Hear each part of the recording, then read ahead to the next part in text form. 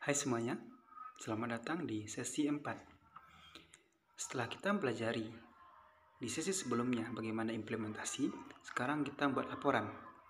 Pada sesi ini kita akan belajar modul 5, yaitu tentang pelaporan audit manajemen untuk korporasi. Berikut bahasannya. Hasil dari audit manajemen yang dituangkan dalam bentuk laporan tertulis dan ditujukan kepada pimpinan perusahaan, maka itulah disebut dengan pelaporan audit manajemen untuk korporasi.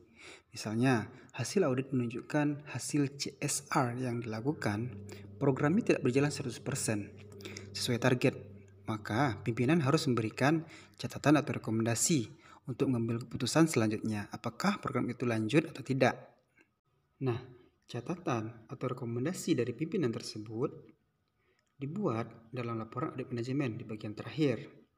Laporan audit manajemen bukanlah laporan yang bersifat menuntut, tapi bersifat konstruktif dan persuasif, di mana tujuannya adalah membangun dari hasil itu berguna atau tidak, bermanfaat atau tidak, seperti itu.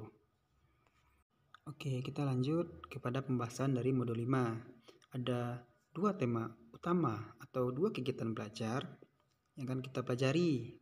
Pertama tentang konsep pelaporan audit, dua eksekutif sumarinya.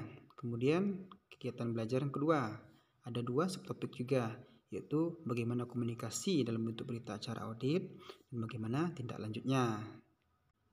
Pelaporan audit merupakan tahap akhir dari suatu proses audit manajemen itu sendiri dalam suatu perusahaan.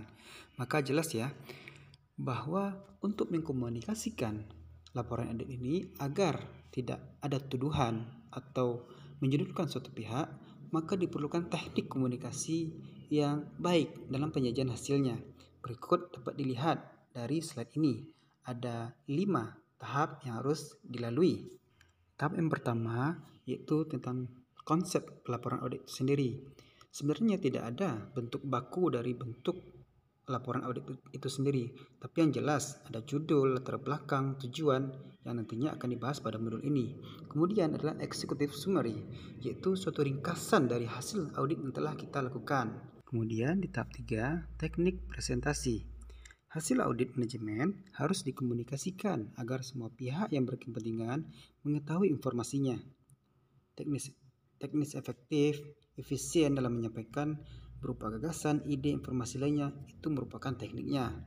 Kemudian tahap keempat adalah berita acara audit yang berisikan kesepakatan bersama dari kedua pihak antara auditi dan manajemen. Kemudian monitoring tindak lanjut. Tahap ini adalah tahap terakhir, yaitu tahap kelima, di mana auditor melakukan monitoring. Apakah semua pihak telah melaksanakan hasil rekomendasi yang dilakukan oleh atasan? Kemudian auditor mendapatkan hasil berupa pelaksanaan rekomendasi. Jika iya, berarti akhirnya dapat meningkatkan kinerja perusahaan, maka tujuan perusahaan tercapai. Nah, itu saja dari saya highlight-nya. Semoga manfaat dan tetap semangat.